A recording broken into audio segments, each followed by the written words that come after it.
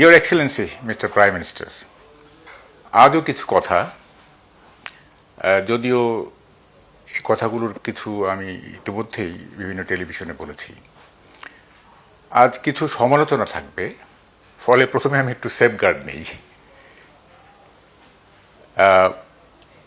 ব্যক্তিগতভাবে এটা আমার জন্য একটা প্লেজেন্ট এক্সপিরিয়েন্স যে you have developed a style of your own. আপনি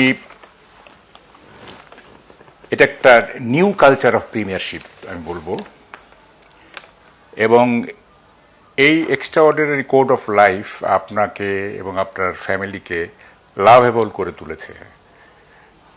I remember American president Donald Reagan, তার ওয়াইফ ন্যান্সি রিগান এবং মেয়ে প্যাটি ডেভিস, তারা মিলে একটা লাভেবল ফ্যামিলি গড়ে তুলেছিল। আমি এটা রিকল করতেছি আপনার ফ্যামিলির দিকে তাকিয়ে।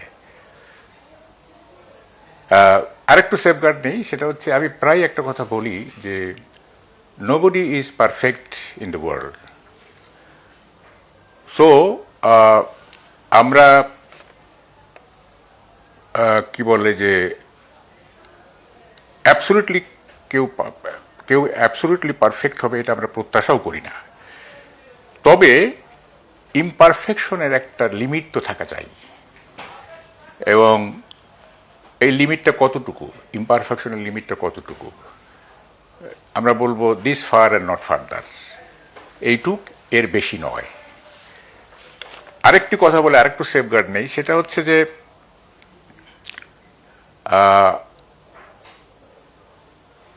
আমরা বুঝি যে কোনো কিছু প্রপারলি হ্যান্ডেল করলেই যে সাফল্য আসবে এমন কোনো কথা নেই।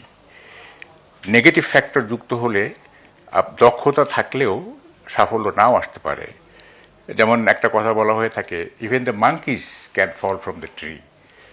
বানরের মতো দক্ষ প্রাণী তো আর নেই, গাছে উঠলে সে এ ডাল থেকে ও ডালে যাওয়ার মতো তার প্রচুর দক্ষতা আছে, তারপরও সে পড়ে যেতে পারে। ফলে দক্ষতা থাকলেই যে সাকসেস আসবে এমন কোনো কথা নেই, কিন্তু আমরা যেটা বুঝতে চাই সেটা হচ্ছে যে ডিজায়ারটা ঠিক আছে কিনা, আপনার ইচ্ছাটা ঠিক আছে কিনা, সদিচ্ছা আছে কিনা, সেইটা আমরা দেখব। এবার আমরা একটু সমালোচনা শুরু করি। আমি তো এতক্ষণ সেফগার্ড নিলাম। আপনি জানেন যে রবীন্দ্র সাহিত্যের চেয়ে সেই সাহিত্যের সমালোচনার আকার বড়। রবীন্দ্রনাথের যে সাহিত্য সেটা যত বড়, তার চেয়ে এই সাহিত্যের যে সমালোচনা হয়েছে সেটা আরও বড়। ফলে আপনার সরকারের যে কাজ, সেই কাজের চেয়ে সমালোচনা বেশি হবে, এটাই স্বাভাবিক। আমরা শুরু করি, সেটা হচ্ছে যে আমরা দেখছি যে আপনার মন্ত্রিসভার কেউ কেউ মানুষকে কনভিন্স তো করতে পারছেই না, উল্টো কনফিউজ করছে। যেমন ধরেন, পদ্মা সেতুর স্বপ্নদ্রষ্টা কে, এর ডিজাইনার কে, কিংবা রূপপুর পারমাণবিক কেন্দ্রেও এই কতদিনে শেষ হলো, কার নেতৃত্বে শেষ হলো, ইত্যাদি যে যখন আমরা শুনতেছি তখন আমরা কনফিউজ হয়ে যাচ্ছি। ইভেন এমনও বলা হচ্ছে যে গত 2.5 মাসে যে উন্নয়ন হয়েছে সেটা 17 বছরের উন্নয়নের চেয়ে বেশি। তো এটা আমাদেরকে কনফিউজ করছে। দেখেন, মানুষ কিন্তু সবই বুঝে, সাধারণ মানুষ সবই বোঝে, সবই জানে, এবং তারা হয়তো আপনার মন্ত্রীদের চেয়ে ব্রিলিয়ান্ট না, কিন্তু তাদের কমন সেন্স আছে। এবং বলা হয়ে থাকে, common sense in an uncommon height is called brilliance. So আমার মনে হয় যে কনফিউজড করে না, বরং কনভিন্স করতে হবে জনগণকে। এবং যেমন ধরেন কীভাবে কনভিন্স করতে হবে, যেমন ধরেন খাল কাটা কর্মসূচি, না, খাল কাটা কর্মসূচি নিয়ে অনেকে একটু দ্বিমত আছে। এখন শুধু বললেই হবে না যে আমরা খাল কাটছি, এতগুলো খাল কাটলাম ইত্যাদি। খাল কাটা কেন, from agriculture point of view কিংবা from other points of view, কেন এটা বেনিফিশিয়াল, কেন এইটা জরুরি, কেন এটা কল্যাণকর, এইটা ব্যাখ্যা করতে হবে। তাইলে না মানুষ কনভিন্সড হবে। শুধু খাল কাটছি, অতটা খাল কাটছি, ইট ইজ নট এনাফ। এবার আসি আপনার শিক্ষামন্ত্রীকে নিয়ে। আমার মনে হচ্ছে তিনি আপ টু দ্য মার্ক নন। বিএনপির গত টার্মে উনি কিছু বিষয়ে সফল হয়েছিলেন এবং এবার তিনি মনে করছেন যেসব কারণে তিনি সফল হয়েছিলেন সেগুলির পুনরাবৃত্তি করতে হবে, তাহলে এবারও তিনি সফল হবেন। কিন্তু বিষয়টা সেরকম না, এটা অনেক আগের কথা, সিচুয়েশন অনেক চেঞ্জ হয়ে গেছে। সুতরাং ওই নকল ধরা কিংবা নকল রোধ করার মধ্যে এখন আর কোনো ক্রেডিট নাই। ধরেন নকল হলো না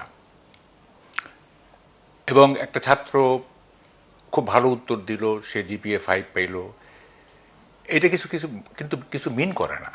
সে যেসব প্রশ্নের উত্তর দিয়েছে সেসব প্রশ্ন মানে প্রকৃত শিক্ষা ব্যবস্থার সঙ্গে সম্পর্কযুক্ত কিনা, সেসব প্রশ্ন আদৌ জরুরি কিনা বা অন্য কোনো প্রশ্ন জরুরি কিনা, সেইটা কিন্তু বড় ব্যাপার। দেখেন, আমাদের যে সমাজে যত অনাচার, যত ঔদ্ধত্য, যত নোংরামি চলছে এখন, সেগুলির মূলে কিন্তু রয়েছে আমাদের শিক্ষা ব্যবস্থার ত্রুটি। এবং এই শিক্ষা ব্যবস্থার যদি সংস্কার করা না যায় তাহলে পরিস্থিতি কিন্তু আরও বড় আকার ধারণ করবে। আমাদের শিক্ষা ব্যবস্থার ত্রুটি হচ্ছে এই শিক্ষা ব্যবস্থা ছাত্রছাত্রীদের analytical mind, modern thought process, thinking ability এগুলো তৈরি করে না। তারা এই শিক্ষা ব্যবস্থা মুখস্থ বিদ্যার প্রতি জোর দেয়। তো যেহেতু ছাত্রছাত্রীদের অ্যানালিটিক্যাল পাওয়ার গ্রো করে না, তখন তারা পরিস্থিতিকে সঠিকভাবে ব্যাখ্যা করতে পারে না এবং সে কারণে মিসলেড হয়, ভুল পথে পরিচালিত হয়। সুতরাং আমি মনে করতেছি শিক্ষা ব্যবস্থার একটা সংস্কার দরকার। এবং আপনি যদি যেটাকে বলে মেরিটোক্রেসি, আপনি যদি জ্ঞানভিত্তিক সমাজ গড়তে চান তাহলে শিক্ষা ব্যবস্থার সংস্কার ছাড়া আর কোনো উপায় নাই। এবার আরেকটা বিষয় যায়, সেটা হচ্ছে যে খুব গুরুত্বপূর্ণ, সেটা হচ্ছে আপনি ও আপনার মন্ত্রিসভা কি জনতুষ্টিমূলক অর্থাৎ পপুলিস্ট কাজকে প্রাধান্য দেবেন, নাকি অজনপ্রিয় কিন্তু আলটিমেটলি বেনিফিশিয়াল, আলটিমেটলি কল্যাণকর সেটাতে কনসেন্ট্রেট করবেন? এটা একটি মৌলিক প্রশ্ন। উত্তরটা হচ্ছে, আপনাকে যদি কোনো কর্মসূচি বা কোনো উদ্যোগ যদি অজনপ্রিয় হয় কিন্তু সেটা আলটিমেটলি এটা কল্যাণকর হয়, তাহলে আপনাকে সেটাই করতে হবে। পপুলিস্ট মেন্টালিটি থেকে এটা জনপ্রিয়, এটাই করতে হবে, এটা কিন্তু পলিটিক্যালি কারেক্ট সিদ্ধান্ত হবে না। তবে হ্যাঁ, আপনি যখন অজনপ্রিয় কিন্তু কল্যাণকর সেই ধরনের সিদ্ধান্ত গ্রহণ করেন তাহলে বাধা আসবে, কারণ যারা এতে এতে এফেক্টেড হবে তারা বাধা দিবে। এই বাধা মানলে চলবে না। আমি একটা উপমা দিয়ে বলি, সেটা হচ্ছে যে যখন বায়ু প্রবাহ তীব্র হয় তখন গা বাঁচানোর চেষ্টা না করে ওই বায়ুকে কাজে লাগিয়ে উইন্ড মিল তৈরি যে করতে পারে সেই হচ্ছে সত্যিকারের প্র্যাকটিক্যাল এবং সত্যিকারের বিচক্ষণ। ফলে আপনাকে অজনপ্রিয় হলেও যদি সেটা কল্যাণকর হয় সেইটা শত সমালোচনার মুখেও আপনাকে এটা বাস্তবায়ন করতে হবে।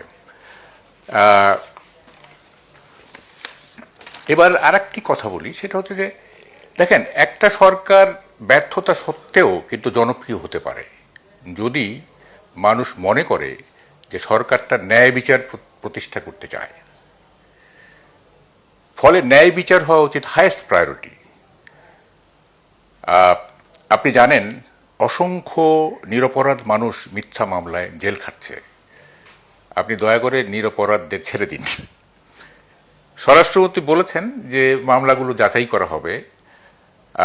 এই দেশটাকে যতটুকু আমি চিনি তাতে এই যাচাই বাছাই প্রক্রিয়ায় কিন্তু দুর্নীতি ঢুকে যাবে, এখানে প্রভাব খাটানো হবে।